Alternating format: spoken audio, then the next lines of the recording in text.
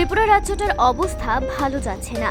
সরকারের লোক দেখানো নেশামুক্ত রাজ্য গঠনের স্লোগানটা যতই মুখরোচক বা শুনতে ভালো লাগুক না কেন, প্রকৃত অর্থে গোটা রাজ্যের ছাত্র সমাজ, যুব সমাজ রকমারি নেশায় এতটাই নিমজ্জিত হচ্ছে, প্রকৃত অর্থে ভবিষ্যৎ নিয়ে প্রচণ্ড আশঙ্কা তৈরি হচ্ছে। এরই মধ্যে এইচআইভি বা আমরা যাকে এইডস বলে জানি, তার সংক্রমণের ঊর্ধ্বগতি নতুন করে রাজ্যকে ভাবিয়ে তুলছে। পরিসংখ্যান দাবি করছে এই সময়ের মধ্যে একটা বিরাট অংশের ছাত্র এবং যুবরা মারণ ব্যাধি এইডসের রোশানলে পড়ছে।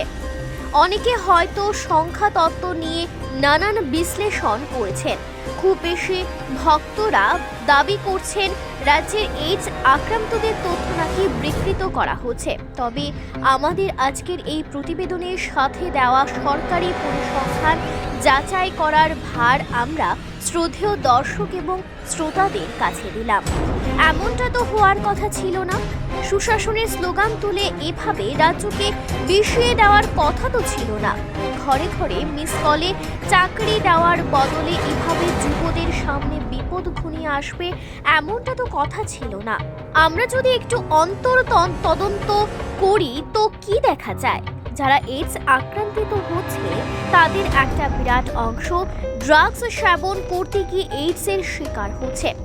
এখন প্রশ্ন হচ্ছে, ড্রাগস তো আর ত্রিপুরাতে চাষ হয় না। খোয়াই, ধর্মনগর কিংবা কমলপুরে তো ড্রাগসের কোনো আড়তই নেই। এই ড্রাগসগুলো প্রকারান্তরের রাজ্যে আমদানি করা হয়।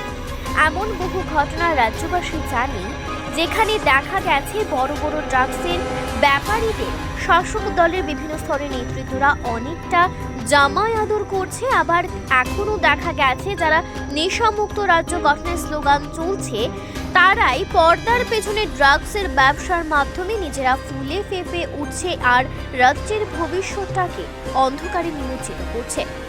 অসমর্থিত সূত্র মারফত ভেসে ওঠা বিভিন্ন বক্তব্যগুলোর মধ্যে একটা বক্তব্য এরকম, পুলিশ প্রশাসনের শীর্ষ মাঝারি এমনকি ছোটবাবুদের ম্যানেজ করে এবং কৃষ্ণনগর থেকে শুরু করে বিভিন্ন জায়গায় রঙিন মোড়কে কর করে নোট পাঠিয়ে রাজ্যকে ধ্বংস করা হচ্ছে।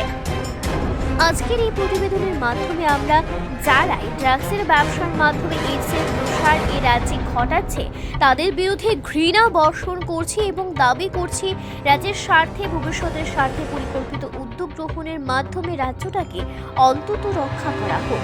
অনেক হয়েছে, আর নয়। Bureau report, Tripura Bangla.